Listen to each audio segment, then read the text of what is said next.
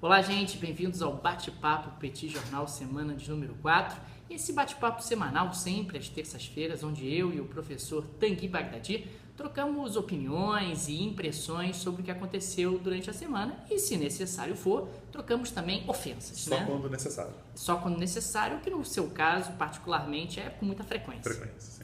E eu queria perguntar ao Tanguy quem deu um golpe na Turquia. Eu estou muito ansioso para perguntar isso para ele, porque a semana foi quentíssima. Muito movimentada, eu fiquei vendo lá, acompanhando pela CNN, tanques na rua, rasantes, tiros, rapaz, vi que o negócio é quente, as pessoas odeiam o Erdogan e eu queria entender por quê. O negócio é quente. Primeiro, quem deu golpe? Ninguém deu golpe. Como ninguém deu golpe? O golpe não aconteceu. Não Tentaram aconteceu? dar golpe, mas o golpe foi mal sucedido. O Erdogan conseguiu acabar com o golpe e nesse momento ele é um dos homens mais poderosos do planeta Terra. Pelo fato de que tentaram dar o golpe nele, até agora é difícil saber quem foi que tentou dar o golpe.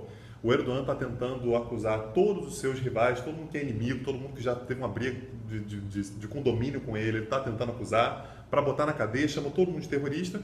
E nesse momento ele está muito fortalecido, tanto internamente, então dentro da Turquia, atualmente, por ele ter conseguido acabar com o golpe... Ninguém questiona ele, né? Imagina. Atualmente o apelido dele de sultão está mais justificado que nunca. E mesmo internacionalmente o Erdogan nesse momento ele está com a faca e o queijo na mão. Ele está, por exemplo, um problema diplomático com os Estados Unidos. Tem ideia de por quê? Não tem nenhuma ideia. ideia. Então, seu papel agora é perguntar, mas por quê? Mas por quê? Por quê? Porque um dos caras que está sendo acusado pelo Erdogan de ter tentado tramado o golpe é um inimigo político dele, um rival, aliás, já foi aliado, mas atualmente é um rival político e mora nos Estados Unidos. E o que o Erdogan está fazendo agora é pressionando os Estados Unidos para que esse camarada chamado Gulen, ele seja extraditado para a Turquia. E exatamente para que ele possa ser julgado, porque a Turquia o considera terrorista. Então, até mesmo com os Estados Unidos estão com as costas na parede, porque a Turquia pede extradição, e os Estados Unidos dizem que isso tem que ser visto com cuidado, com atenção, e no final das contas, a Turquia, é importante lembrar que ela é importante demais para os Estados Unidos. Afinal de contas, a Turquia é um ator que é central no combate ao Estado Islâmico no Oriente Médio. Quer dizer que eu vim até aqui, pergunto quem deu o golpe, você diz que ninguém? Porque você disse que acompanha a CNN, você não acompanha até o fim, porque o golpe, no final das contas, não aconteceu. Não, mas alguém tentou dar um golpe, tinha lá uns tanques na rua, tinha lá pessoas se estapeando. Aliás, eu tenho uma resposta para você. Tem? Tem, eu tenho uma resposta para você. Qual é a resposta? Quem foi que deu o golpe? Quem foi? O que tem sido dito na Turquia atualmente é que, na verdade, o grande golpista é o Erdogan. Mas como assim o Erdogan? O cara deu um autogolpe, é isso? E essa é uma possibilidade, então a primeira coisa, tem muita gente dizendo... Não acredito, mas não duvido. Também não duvido. Não acredito, mas não duvido. Que o Erdogan ele pode ter simulado o golpe e dessa maneira ele se fortalece, de fato ele está muito fortalecido depois da tentativa malfadada de golpe, mas um motivo que pode ter levado as pessoas a terem tentado o golpe contra ele é que o acusam de violar a Constituição 2 vezes. A primeira delas é que o Erdogan ele tenta colocar a religião dentro da política. Então ele é um cara religioso, ele é um cara islamista, ele acredita que a religião ela tem um papel a ser prestado dentro da sociedade, na política, e a Constituição turca é laica. E uma outra questão o Erdogan ele é presidente da Turquia, ele já foi primeiro-ministro, atualmente ele é presidente. E o presidente ele deveria ter um papel neutro politicamente. E o Erdogan está tentando fazer uma mudança na Constituição, já deixou claro que ele não vai ser neutro enquanto presidente, e ele quer um governo presidencialista, o que tem gerado muita tensão. Então, o fato do Estado não estar sendo tratado como laico, e o fato de um presidente ter poderes demais, aliás, muito mais poderoso que o próprio primeiro-ministro, que é quem deveria governar de fato, é um dos motivos que pode levar a insatisfações e que pode ter levado ao golpe. Quem foi que deu o golpe? Não faço a menor ideia, né? Ninguém sabe nesse momento. Aliás, se alguém te disser que sabe, é mentira. Tá? Não acredite, desconfie. Mas o fato é que, nesse momento, a gente tem muita coisa para acontecer ainda, muita coisa para aparecer. Pelo menos você sabe me dizer o que vai acontecer com a Turquia, porque o povo quer saber. Eu estou aqui para fazer as perguntas que o povo quer saber e você não me responde, você fica me enrolando, dizendo que não sabe. Entendeu? Como é isso? O que vai acontecer com a Turquia? Você quer mais polêmica? Eu quero mais polêmica. Eu quero sangue. Isso, sangue vai ter. Vai ter sangue. Vai ter sangue, sempre vai ter. O Erdogan quer a volta da pena de morte. Mas como assim, cara? Enforcado? Não sei como é que vai ser. Se vai ser enforcado. E pode isso? Não podia. Então, a Turquia ela tinha pena de morte até 2002. Em 2002, ela se comprometeu a acabar com a pena de morte e acabou, de fato, com a pena de morte em 2004. Você tem ideia de por quê? Não tenho ideia. Por quê?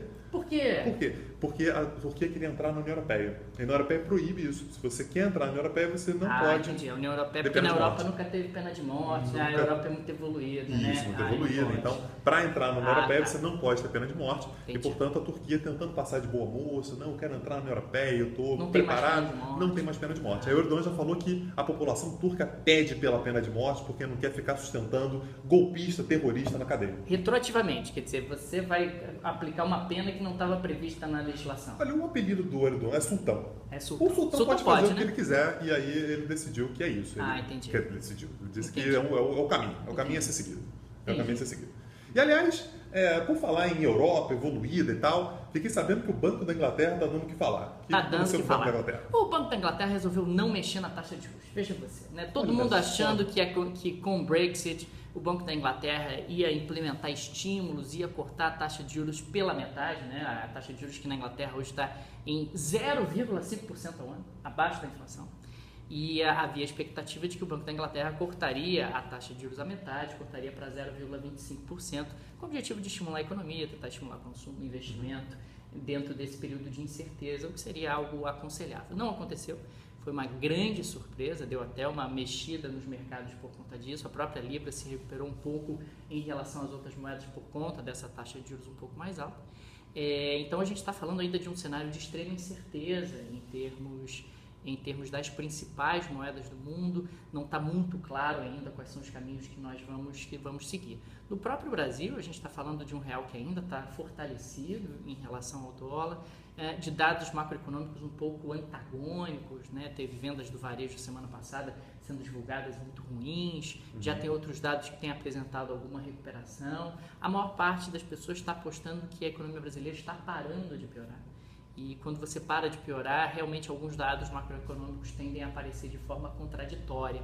Mas isso pode ter alguma influência do que aconteceu na Inglaterra, de não mexer com os juros? Não. O impacto da Inglaterra nesse caso é pequeno, né?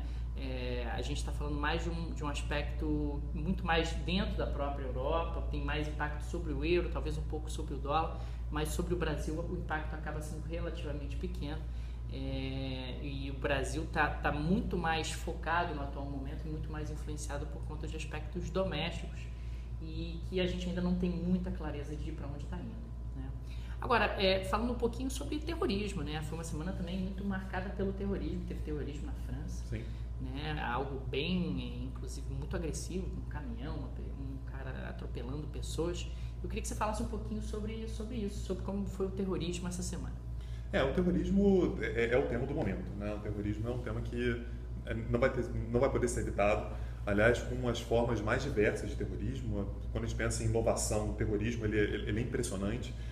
Desde aviões sendo jogados sobre o World Trade Center, que já é um negócio completamente fora do comum, até o cara pegar um caminhão e entrar pela multidão adentro e matar 82 pessoas.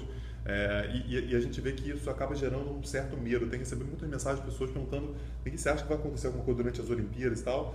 E é até difícil a gente passar tranquilidade para as pessoas. Claro. Né? Ontem, por exemplo, não sei se você acompanhou isso, 2 ruas de Leblon foram fechadas porque esqueceram uma mala no ponto de ônibus e teve que chegar o esquadrão de bombas e tal, e explodir e tinha meias e cuecas dentro da mala. E aí o terrorismo atinge o seu objetivo, que é justamente causar o terror. Causar o terror, causar medo. E se torna realmente algo quase que corriqueiro, né? Na Alemanha ontem, por exemplo, um cara de ascendência afegã entrou num trem com um machado e saiu dando machadada para tudo que é lado. Machado? Machado. Parece uma coisa medieval. Parece uma coisa medieval. Então, o terrorismo ele tem esse fato, que a sua visibilidade ela acaba fazendo qualquer pessoa que minimamente esteja insatisfeita com a sua vida, ou então que tenha qualquer tipo de motivação, qualquer que seja ela, se torna um terrorista em potencial e vai ter uma visibilidade grande, a pessoa ela vai morrer, mas ela vai deixar a marca dela, essa é mais ou menos a visão.